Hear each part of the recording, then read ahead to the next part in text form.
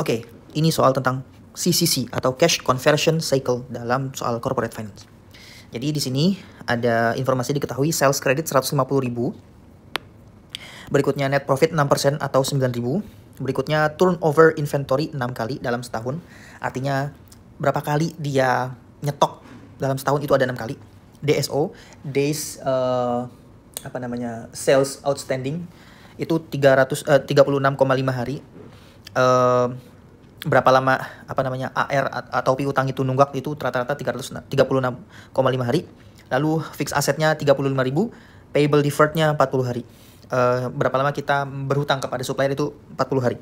Nah, cara menghitung CCC adalah DIO ditambah DSO ditambah DPO. Nah, untuk DPO ini udah ada di sini. Ini DPO. Payable deferred itu adalah DPO. Oke. DPO. Ini adalah DPO. DSO ini udah ada DSO ya 36,5 hari. Yang belum ada adalah DIO 60,83. Ini dapatnya dari mana? Nah, kita hitung dulu. Sebelumnya DIO itu adalah inventory dibagi HPP setahun dibagi 365. Nah, tapi di sini karena yang diketahui adalah tadi ya turnovernya udah ketahuan nih setahun itu nyetok 6 kali. Berarti kalau misalkan setahun nyetok 6 kali, setiap kalinya itu berapa hari? Nah, itu berarti cara ngitungnya ya udah langsung aja di sini cara ngitungnya 365 hari dibagi 6 kali ya sama dengan 60,83. Berarti setiap 60 hari itu stok diisi kembali. Ya, ini days. Oh ya, CCC itu satuannya hari ya. Jadi semuanya harus dalam satuan hari. Oke, jadi DPO kita ngutang berapa lama? 40 hari. DSO orang lain ngutang sama kita 36,5 hari dan DIO berapa lama stok itu diisi kembali itu 60,83 hari. Totalnya adalah 57,33. Ini adalah CCC-nya. Berarti uang kita nyangkut itu dari mulai kita ngisi stok sampai kita dapatkan dari konsumen itu 57,33 hari. Soal pertama tentang CCC. Soal kedua ditanya total asset turnover. Apa itu total asset turnover? Lagi-lagi ada bahasa turnover, berarti berapa kali aset itu berputar gitu ya, total asetnya ya. Oke, rumusnya kita pertama ngitung total aset dulu. Total aset itu rumusnya adalah inventory ditambah piutang atau account receivable ditambah fixed asset. Nah, fixed assetnya dari atas kita udah punya sebesar 35, ini adalah fixed asset. Nah, yang berikutnya adalah account receivable atau piutang. Nah, ini belum ada. Kita cari dulu dari data DSO itu.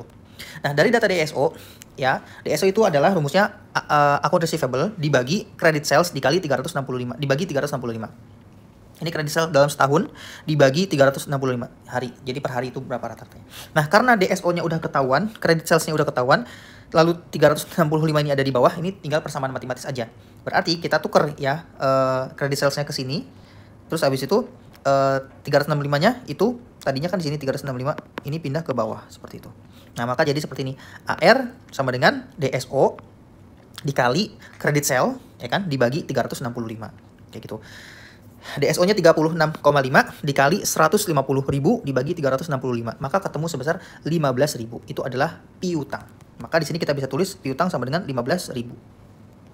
Berikutnya inventory. Inventory tahu dari mana? Nah, ini kan nggak ada data HPP ya. Kita kalau misalkan pakai rumus ini nggak bisa nih karena nggak ada data HPP-nya. Maka kita menggunakan yang namanya average inventory. Average inventory ini rumusnya adalah credit sales dibagi turnover. Ya, credit sales-nya berapa? 150 dibagi 6 kali. Jadi rata-rata 150 itu dalam setahun itu diasumsikan sama dengan stoknya adalah 25.000. Jadi sekali ngisi itu 25.000. Kayak gitu. Sekali ngetok itu 25.000. Maka rata-ratanya adalah 25.000. Oke, dengan begitu kita sudah punya komplit nih. Inventory tambah piutang tambah fixed asset. Itu 25.000 ditambah 15.000 ditambah 35.000 sama dengan 75.000. Nah, lalu kemudian turnovernya dari mana cara ngitungnya? Yaitu rumusnya sales dibagi total aset. Salesnya ada 150.000 dibagi 75.000, yaitu sama dengan 2 kali. Jadi total aset turnover sama dengan 2 kali lipat. 2 kali gitu ya. Nah, lalu ROA dihitungnya dari mana? ROA dihitungnya dari profit margin, oke, dikali total aset turnover, yaitu sama dengan 0,06 atau 6% dikali 12 dikali 2 gitu ya, dikali 2 sama dengan 12%. Ini adalah return on assetnya. Oke. Atau bisa juga apa namanya, bisa juga caranya adalah return ya 9.000 dibagi total aset. Ya 9.000 dibagi total aset sama dengan mana ya, sebentar, 9.000 dibagi 75.000. Ya, dibagi 70 sama dengan 0,12. Ini juga bisa ya. Ini adalah profit, ini adalah aset. Oke, karena asetnya kita udah tahu 75.000. Oke, berikutnya adalah soal nomor 2. Kalau misalkan turnover inventory ya, inventory-nya ini berubah. Turnover inventory-nya berubah dari 6, tadi 6 kali setahun menjadi 7,3 kali setahun. Maka ini akan berdampak kepada CCC, oke? Kita lihat lagi rumusnya, DIO ditambah DSO dikurang DPO. DPO-nya sama 40 hari, kita ngutang ke orang 40 hari, tetap DSO kita dapat uang dari consumer itu tetap 36,5 hari. DIO-nya berubah jadi 50. Dari mana hitungannya 50? Dari sini. Ya, yang tadinya ini 365 hari, putarannya cuma 6, sekarang putarannya jadi 7,3. Maka sekarang rata-rata hari yang kita tunggu itu selama 7,3 putaran itu, satunya itu adalah 50 hari. Oke, sehingga CCC sekarang menjadi 50 ditambah 36,5 dikurang 40 sama dengan 46,5 atau turun. Berarti ini lebih baik. Kenapa? Karena CCC-nya lebih cepat. Artinya uang yang nyangkut itu lebih cepat kembali. Ya, karena tadi kan sebelumnya itu 50-an ya. Berapa mana CCC-nya?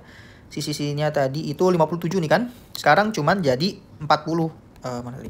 Cuman jadi 46,5. Artinya kalau inventory turnover-nya naik, maka CCC-nya akan turun dan ini baik untuk perusahaan. Berikutnya, total aset turnover, kita lihat fixed asetnya tetap, AR-nya juga tetap ya, AR-nya tetap 15.000 ya, sama seperti di atas, tidak ada perubahan karena tidak berdampak. Yang berdampak adalah inventory. Kita lihat di sini, inventory yang tadinya 150.000 kredit salesnya dibagi 6, sekarang 150.000 dibagi 7,3, maka ini sama dengan 20.547. Sehingga menyebabkan penurunan aset ya dari 75.000 sebelumnya menjadi 70.547. Oke, apakah ini buruk? Kita lihat dulu. Nah, karena asetnya turun, maka total aset turnover ini sama dengan 150.000, salesnya dibagi asetnya 70.547 sama dengan 2,12 atau naik. Ternyata turnover asetnya itu naik. Berarti lebih sering nih. Ini tandanya positif ya, karena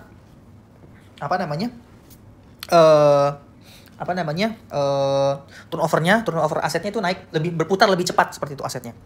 Lalu ROA-nya itu sama dengan 9.000 dibagi 70.547 atau meningkat menjadi 12, di sini ada 7%-nya, 12,7%. Artinya ini juga naik.